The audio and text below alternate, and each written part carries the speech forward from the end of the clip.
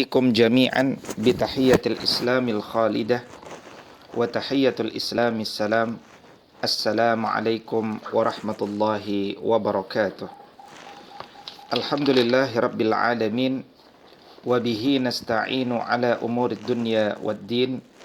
Ashhadu an la ilaha illallah wa ashhadu anna Muhammad rasulullah.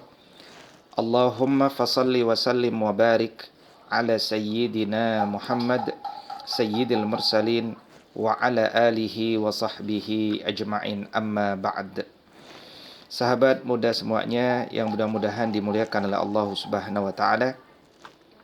Alhamdulillah, pada sore hari ini kita melanjutkan kajian yang bertemakan adab kepada tetangga, atau diberikan judul Tetanggamu Ladang Pahala. Saya ingin memulai dengan mengapa urgensi kita mengkaji terkait tentang hal tersebut.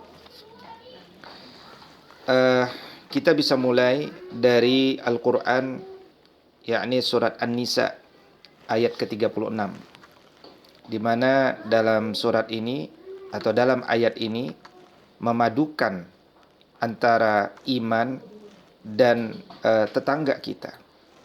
Bagaimana kemudian tetanggamu itu adalah hal yang patut diwujudkan dalam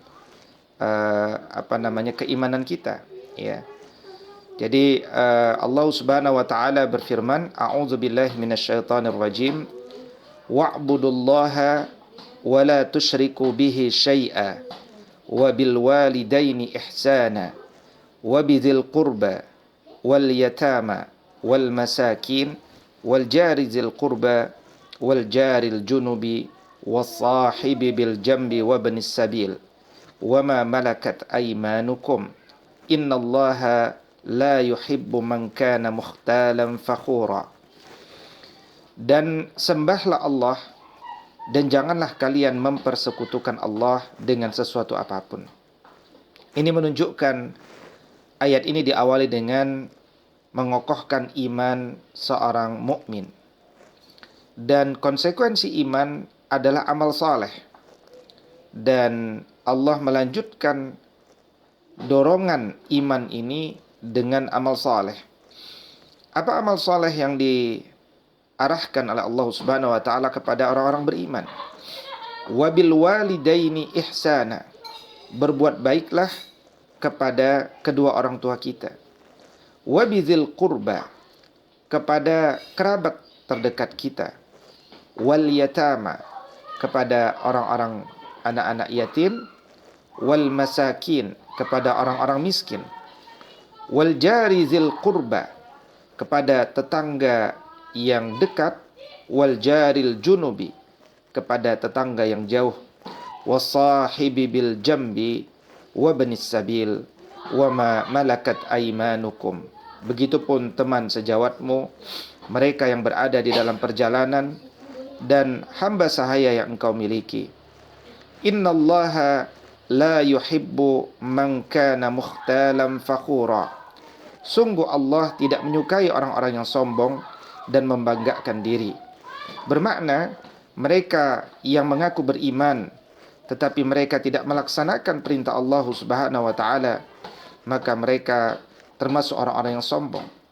Dalam konteks ini, mereka yang tidak mau merendahkan dirinya untuk berbuat baik kepada tetangganya, maka mereka dianggap jatuh pada membanggakan diri, egoisme, dan seterusnya. Padahal jannah dia telah dibuka oleh Allah Subhanahu wa taala seluas-luasnya kepada mereka yang mencintai tetangganya.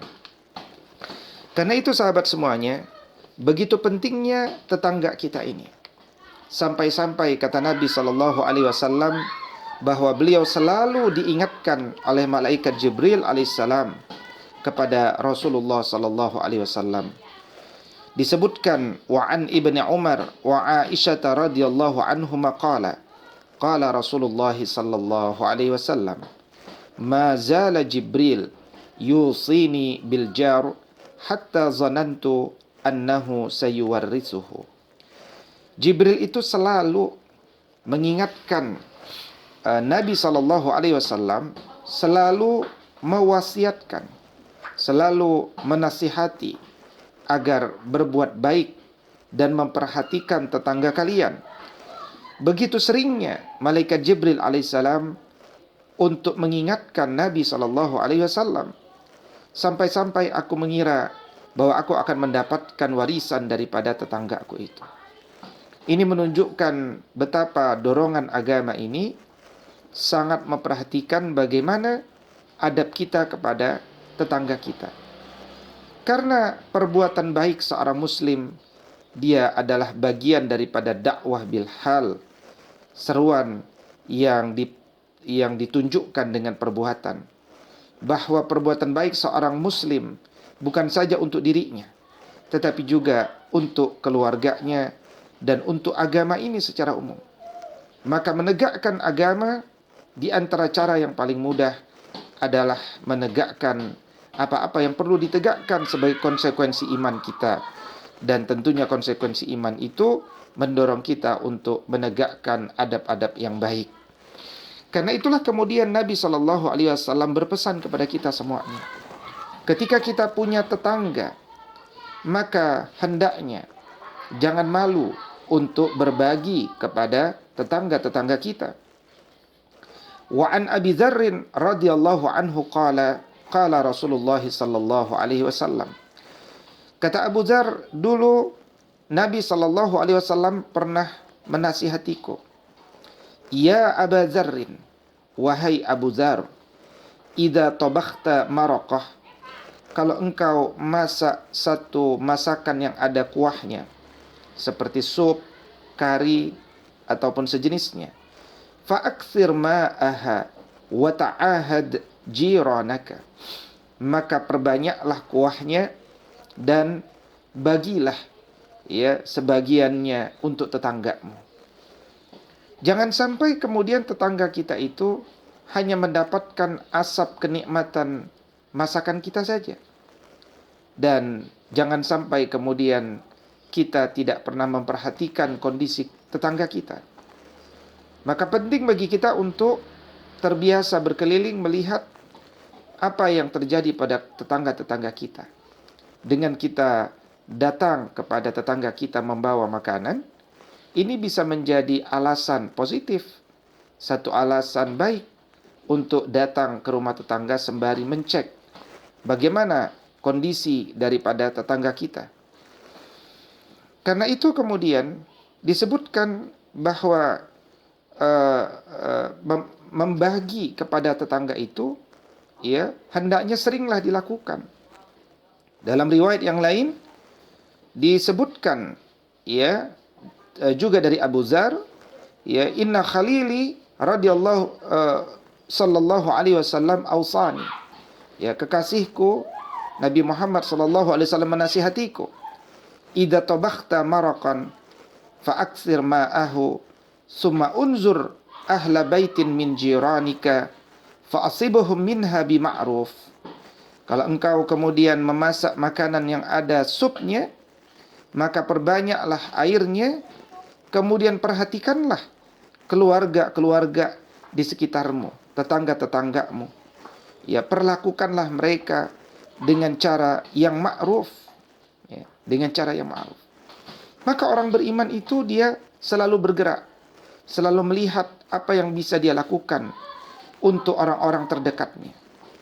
Karena dia mengetahui bahwa khairun nas anfa'uhum linnas, sebaik-baik manusia adalah yang bermanfaat bagi orang lain.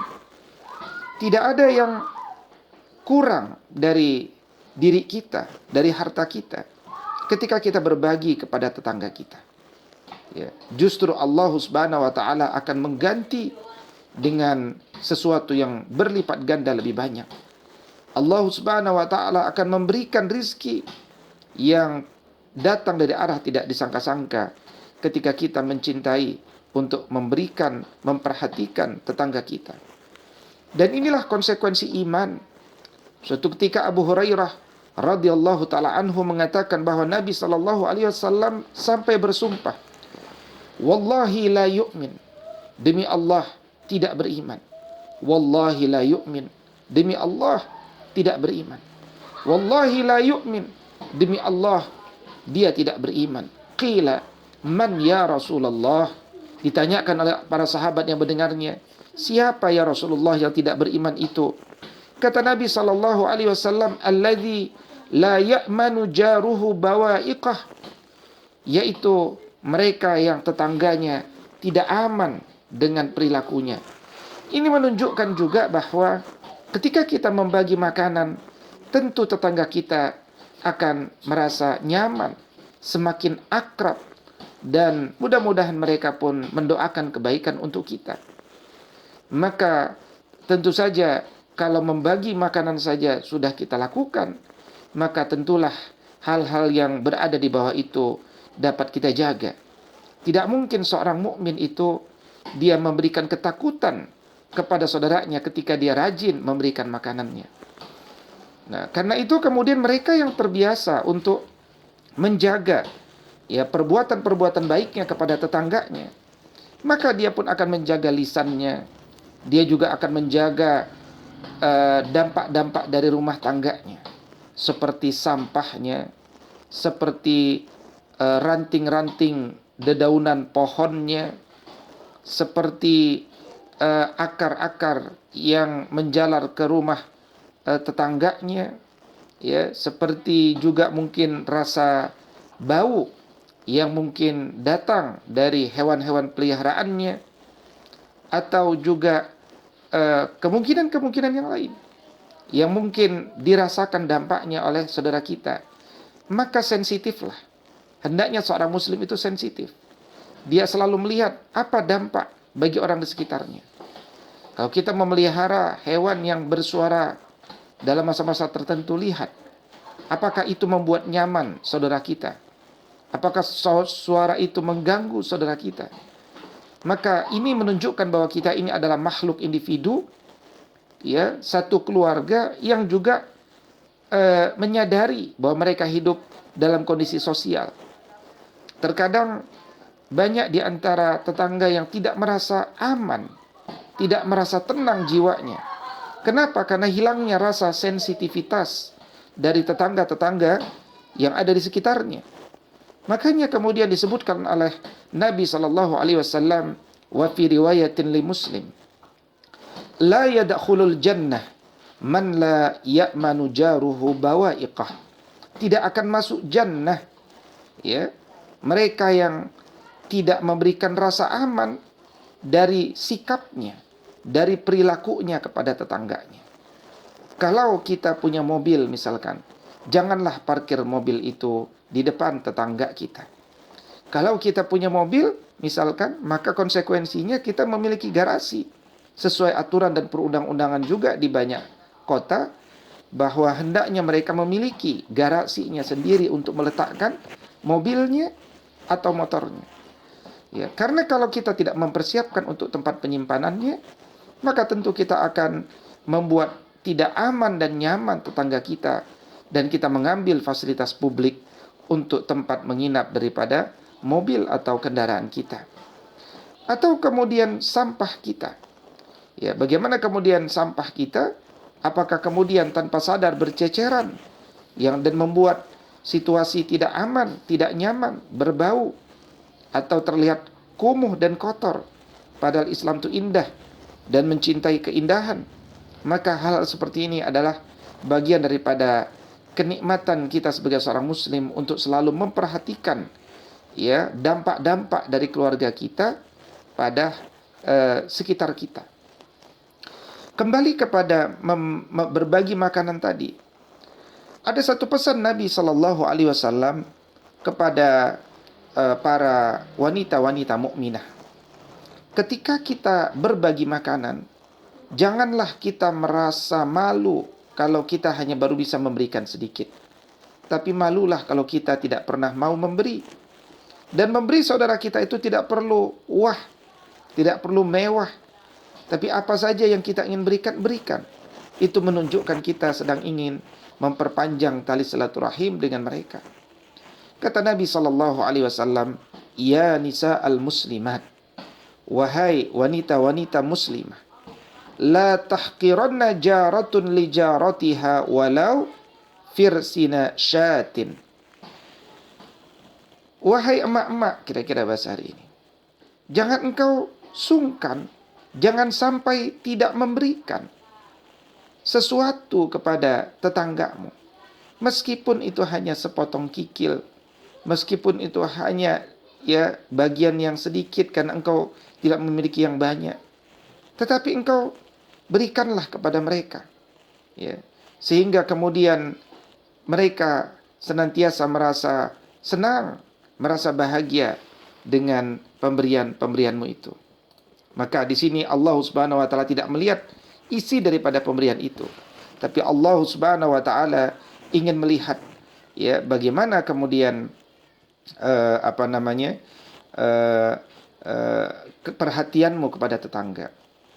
Bahkan seandainya kata Nabi sallallahu alaihi wasallam, la yamna'u jarun jarahu an yaghriza khashabatan fi jidarih.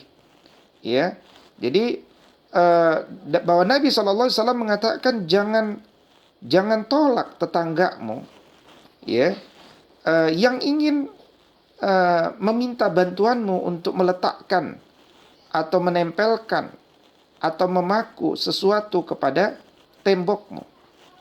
Tentu dalam hal ini meletakkan sesuatu pada dinding satu rumah ini nanti berlaku kaidah yang umum, yaitu la darara wala dirar.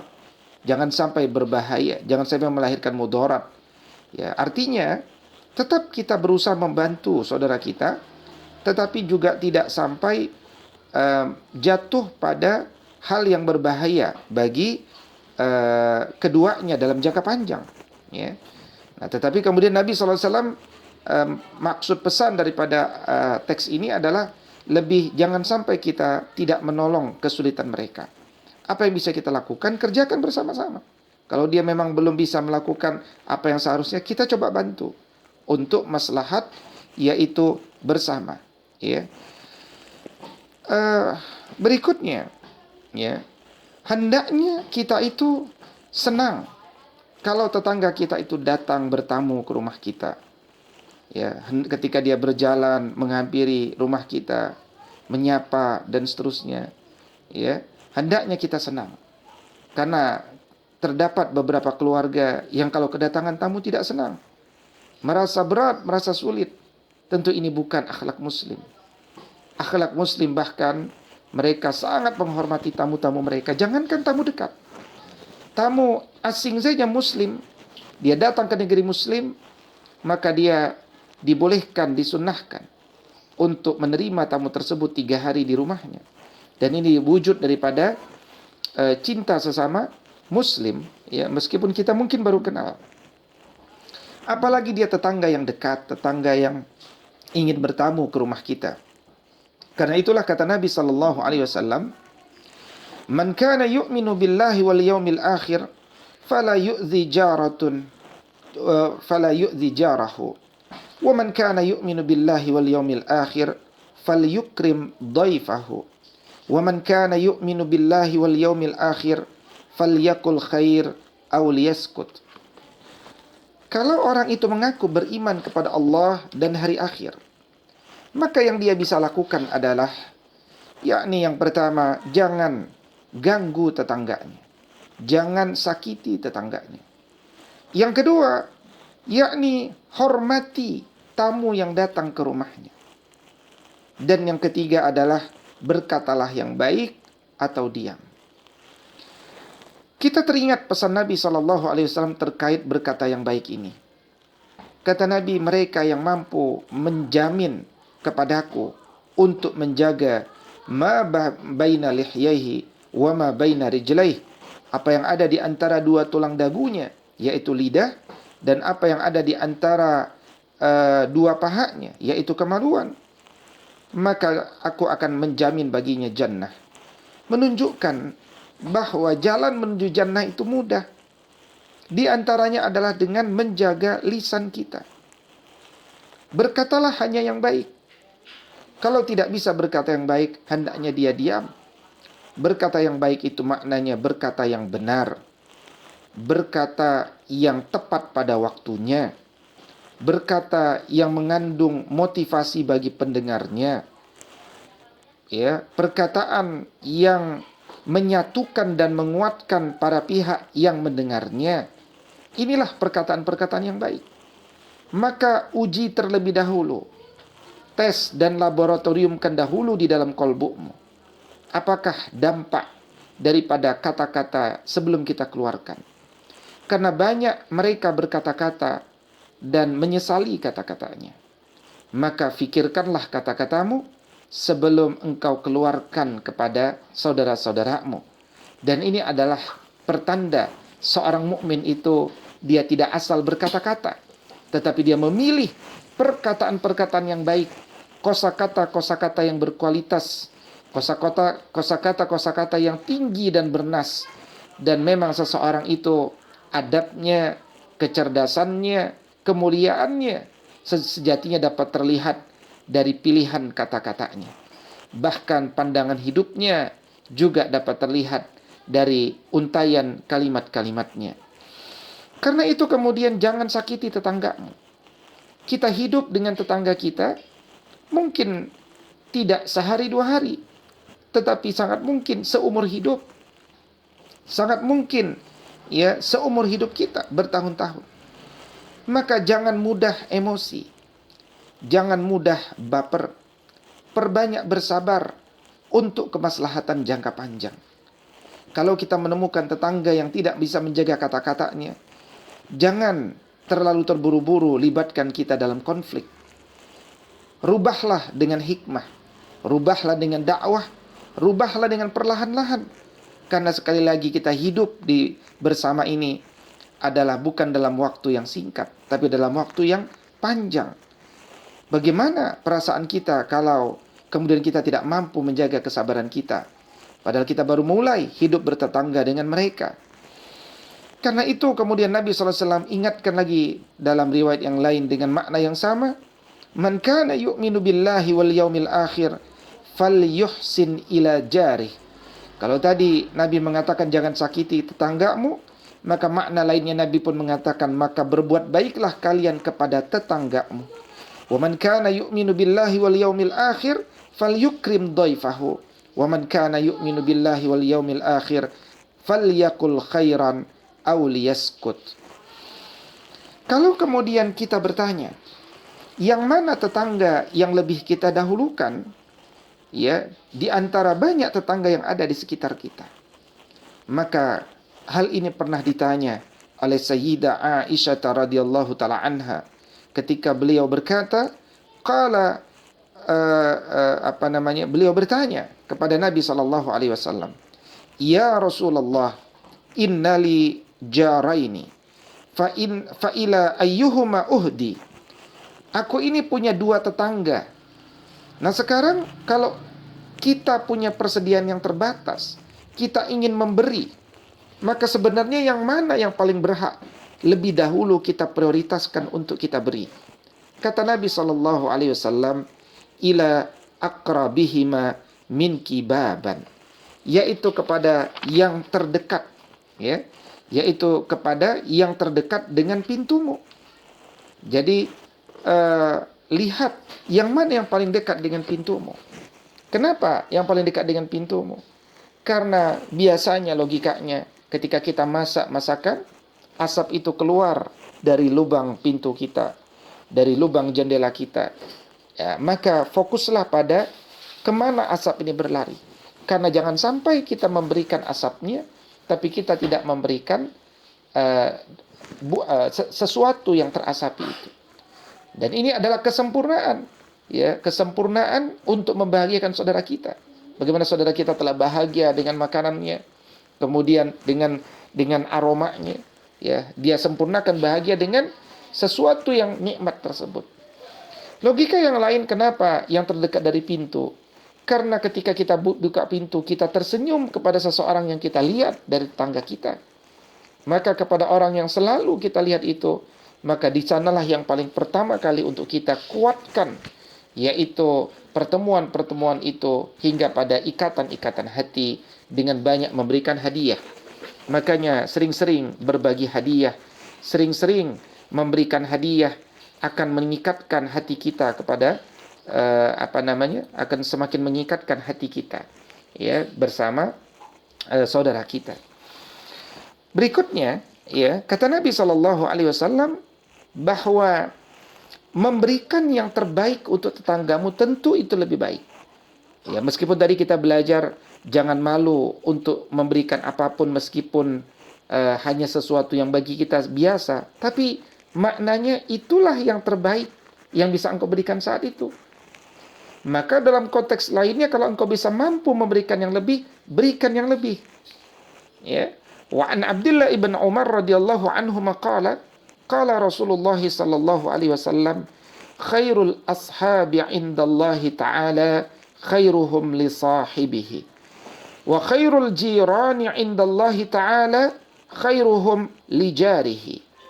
Sebaik-baik sahabat di sisi Allah Subhanahu wa taala adalah yang paling baik kepada sahabatnya, dan sebaik-baik tetangga di sisi Allah Subhanahu wa taala adalah yang paling bagus kepada tetangganya. Karena itulah kita hari ini belajar bukan sekedar berbuat baik kepada tetangga kita, tetapi berikan yang terbaik kepada tetangga kita. Jangan berikan yang biasa-biasa saja, dan janganlah kemudian kita balas sesuatu yang tidak baik itu dengan keburukan. Ya, wa atbi'il ketika Allah Subhanahu wa taala menghendaki atau menguji kita dengan tetangga-tetangga yang mungkin buruk lisannya, maka janganlah kita ikut buruk dengan perilaku dia. Karena kita adalah orang-orang beriman yang telah ta'lim, yang telah menyadari, yang telah hijrah, maka kita harus memiliki satu perasaan mencintai atas persoalan-persoalan mereka. Ya, mereka belum memiliki ilmu, mereka belum memiliki akhlak yang baik, maka jangan sampai kita yang telah belajar ilmu turut kemudian mengikuti kejahilan mereka, mengikuti kebodohan mereka. Karena itu kemudian jangan sampai pintu jannah itu tertutup dari kita hanya karena kita tidak mampu mengelola hati kita kepada tetangga kita. Ya, dan karena itu sahabat semuanya yang mudah-mudahan dimuliakan oleh Allah Subhanahu wa taala, ya, secara umum pelajaran kita hari ini adalah mengingatkan kepada kita semuanya untuk memperhatikan tetangga kita. Wabil khusus jangan sampai ada saudara-saudara kita, tetangga kita yang mereka membutuhkan sesuatu, mereka kelaparan, tetapi kita tidak tahu. Ya, karena carilah orang-orang yang menjaga kehormatan mereka. Mereka terkadang hanya mau menyampaikan persoalan mereka kepada Allah Subhanahu wa taala saja, sebagaimana sebagian ulama salaf dulu. Banyak di antara mereka yang tidak mau menceritakan persoalan rumah tangganya, persoalan dapurnya kepada tetangganya. Disinilah kita butuh empati, butuh sensitivitas. Kita bisa melihat, kita bisa menduga-duga mana tetangga kita yang saat ini sedang mengalami masalah. Karena kita khawatir, sebagaimana pesan Nabi sallallahu alaihi wasallam diriwayatkan oleh Abdullah ibn Zubair radhiyallahu taala anhu, bahwa beliau pernah mendengar Nabi mengatakan, "Laisal mu'min alladhi yashba' wa jaruhu ja'i'." Bahwa seorang yang beriman, dia tidak akan kenyang perutnya sementara tetangganya berada dalam keadaan lapar. Bagaimana kemudian kondisi tetangga kita yang menempel dengan dinding rumah kita, mungkin dinding belakang kita, dinding samping kita, dinding kanan kita. Coba kita lihat, ya, mereka yang menempel dengan dinding kita, kita perhatikan apa dan bagaimana mereka, bagaimana perekonomian mereka, bagaimana kemudian nasib-nasib mereka. Maka inilah kemudian yang akan mendatangkan keberkahan bagi umur kita ketika kita memperhatikan saudara kita. Dan satu yang sering saya ulang-ulang untuk menjadi motivasi kita bersama untuk banyak berbuat di muka bumi ini adalah bahwa wallahu fi aunil abdi ma kana al abdu fi auni akhihi.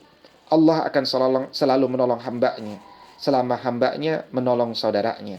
maka gemarlah menolong saudara kita. Karena jiwa kita akan sehat, harta kita akan berkah, dan Allah Subhanahu wa taala telah menyiapkan jalan mudah untuk masuk ke jannahnya. Sebagai pengantar, saya kira itu dahulu yang dapat kami sampaikan. Selanjutnya dipersilahkan jika ada hal-hal yang ingin didiskusikan dari sahabat semuanya, dipersilahkan. Aqulu qauli hadza wa astaghfirullah li wa lakum.